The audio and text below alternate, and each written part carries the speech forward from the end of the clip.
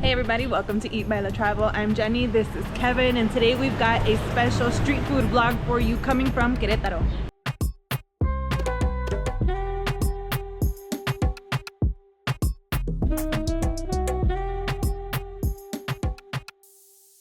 We hope you're excited. We're about to start off right away with an elote from a corner that we came by once and saw that the line was like a block long. So today we are prepared to wait in that black, probably hour-long line. So let's get to it. I mean, if there's a long line, that means it must be good. So we're on the corner of Hidalgo Street with Regules Street.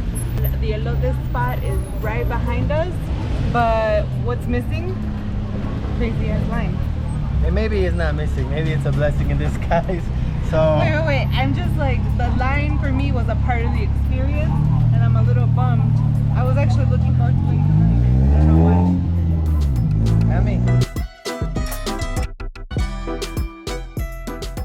At a glance, it's pretty easy to spot why this elote cart is so popular.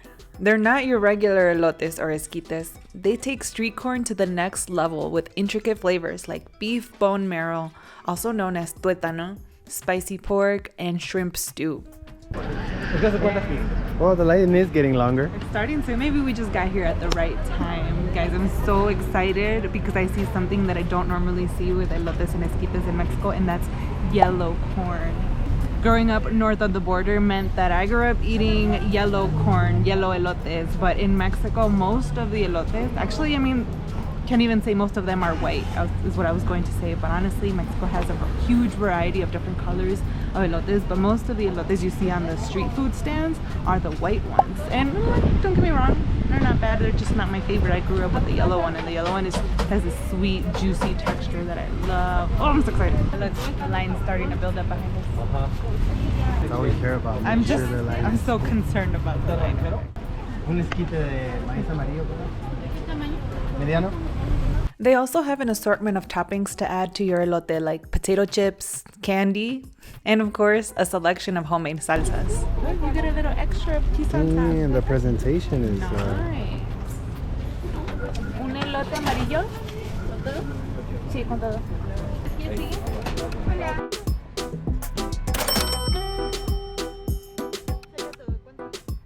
Gosh, look at them. They're so yum. So we both got our elotes with salsa macha. I got a traditional elote on a stick. Kevin got the esquite in a cup.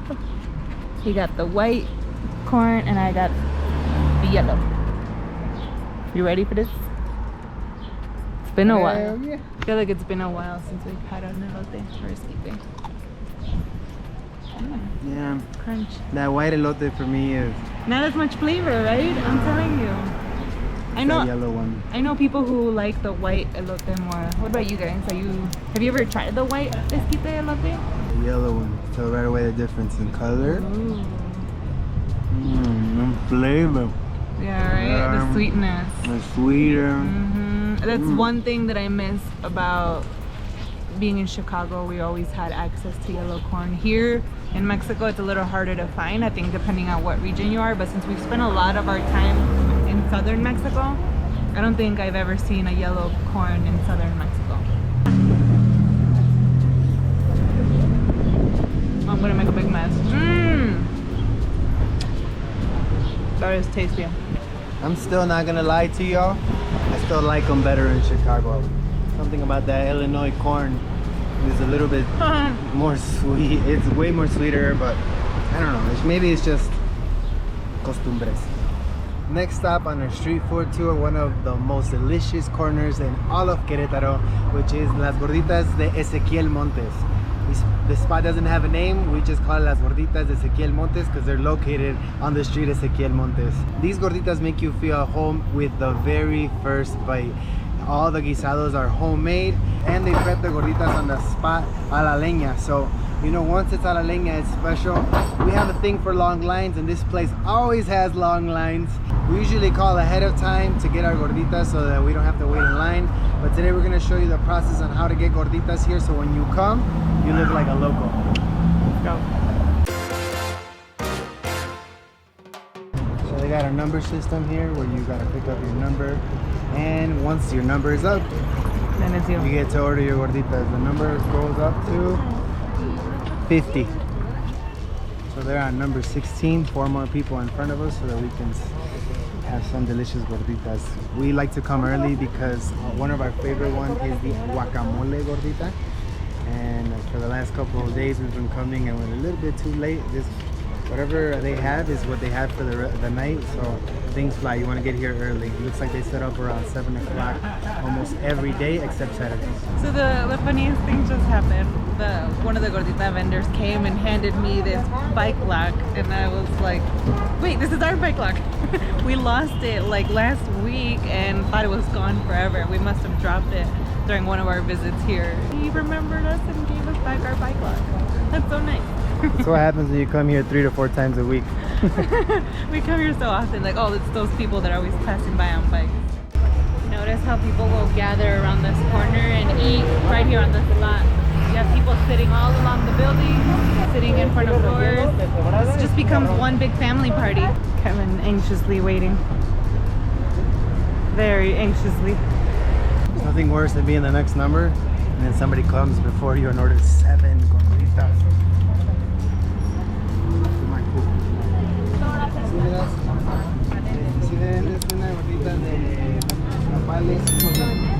Wow. They're fast. So we got a chile relleno gordita with frijol. We also got a frijoles, queso y guacamole. And nopales, queso and guacamole. Yum. Start off with my favorite one, chile relleno.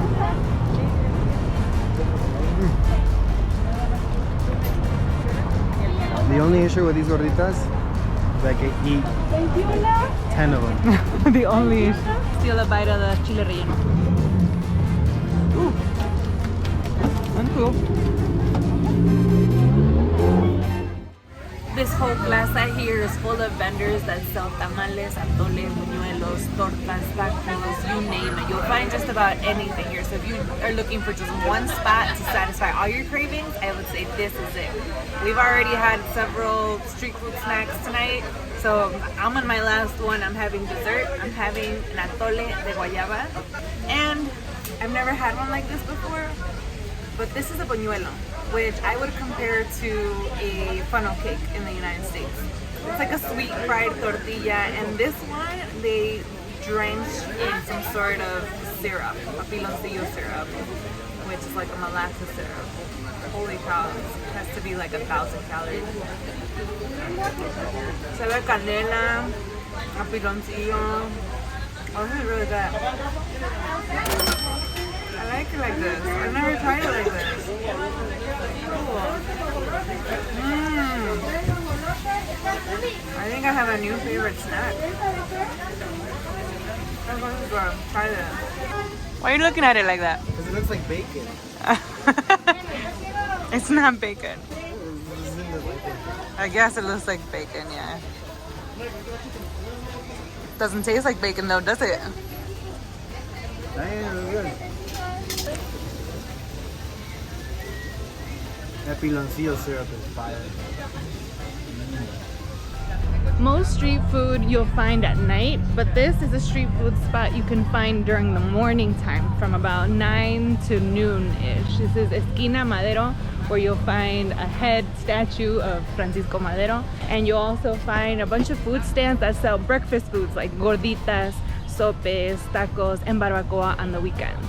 Yep, it's Saturday morning for us and we're late to the barbacoa, but the sopes really look good. They have a bunch of guisados like nopales, papas, mole. They all look really good, so we're gonna try some. Try a little bit of everything. I think I'm gonna go with some tacos from El Primo because that's how I found out about this place. These dudes with the tejanas look like they can throw it down with the tacos. So. Right here, this guy's right here? Yeah. These tacos, they're de carne asada and they put French fries on them. What?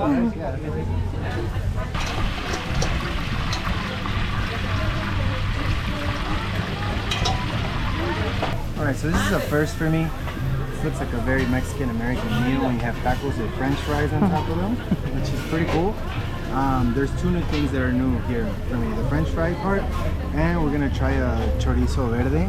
It's famously known for being associated with the luca, and it has almonds and it has piñón, the chorizo verde. I'm not sure what makes it green, but let's see. And I love the touch of grilled onions.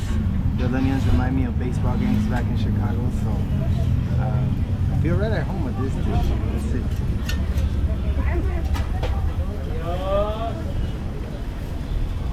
Chorizo verde. Wow, it's really, really good. Jenny, you're gonna love this one. Yeah? Yeah, it's like earthy, and the almonds give it a really good touch. It just doesn't taste like greasy chorizo. I imagine that the pine nuts make it sweet too. It's so good. So good.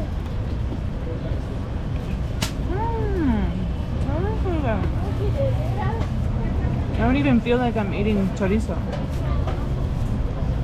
It almost seems vegetarian. It's not.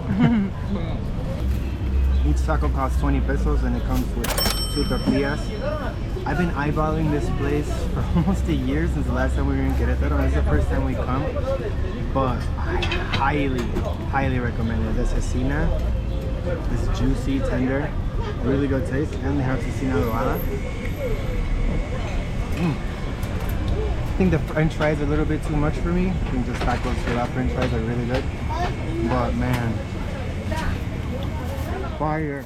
Special thanks to our Patreon family for your support. Don't forget to hit the thumbs up if you like this video and check out our other videos on Querétaro. Thanks for watching. Se bañan.